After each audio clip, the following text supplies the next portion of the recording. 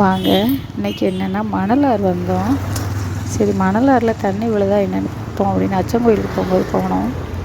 ஆனால் மணலாறில் தண்ணியே இல்லை. நல்லா வெயில் பாருங்கள், வெயில் தான் பயங்கரமாக இருக்குது. ஆனால் பார்க்க இயற்கைகள்லாம் அவ்வளோ அழகாக இருக்குது பாருங்கள், சூப்பராக இருக்குது இந்த இயற்கைகள்லாம்.